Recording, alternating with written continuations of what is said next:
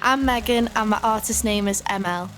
My sexual journey has been a roller coaster, so I would do anything to make sure that other people have the knowledge I wish I would have had. STIs aren't something that we should be afraid of or be embarrassed to talk about. I'm quite a sex positive person, and I feel that for too long I've listened to people shaming me for being sexually active, and I think that we should just live in a world where it's okay and it's not stigmatised and we should talk about it. I'm really excited I've been invited down to SH24 today to meet the people behind the company. I've seen their sexual health content online and I think it's so great and honest and raw. So I know you guys work at SH24. Later on today I'm actually gonna go and visit the SH24 clinic and I'm so excited. Why do you guys think that sex positivity is so important for young people? When you're young, it can be scary. There's lots of things happening, there's lots of things changing.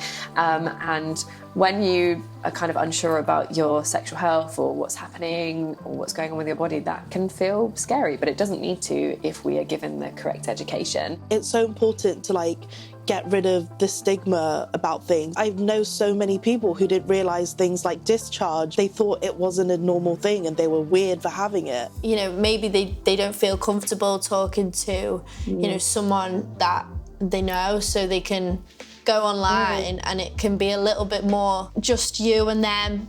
I think the key about understanding my sexual journey has been access to knowledge and access to the right information. And that's why I'm meeting Helen, who's a sexual health nurse, and Chloe, who's a social media manager for SH24. SH24 is an online sexual health service, so we offer online ordering for contraception and STI home testing. How do you think that social media helps with what you guys do? It's really important to be out in the field destigmatizing sexual health. Social media is a great way to do that. So what are the biggest myths for sexual health? There's a lot of misinformation about STIs, how you can catch them, that the more people you have sex with, the more likely you are to practice unsafe sexual health. STIs don't discriminate and you can catch them at any point in your life with any partner. Barrier methods like condoms and dental dams are the only methods of contraception which protect against STIs, so they're really important to use regardless. So if there are 3 things that young people should know about sexual health, what would they be?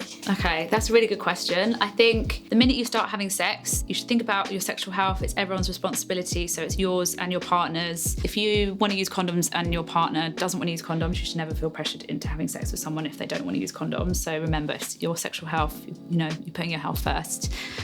I think you should never feel ashamed to ask someone if they've tested or ask someone to do a test. It's also important not to rely on other people's results. So say if you started seeing someone and you've been seeing each other for a few weeks, it's going well and you're like, let's do a test just to make sure we haven't got any STIs. Don't just say, right, you do a test, you're negative, I'm fine. One person can have a positive result and another person can have a negative result. How would you say to people who are nervous about approaching the conversation of testing or, what's your status? Yeah. What things could people say to make it less awkward?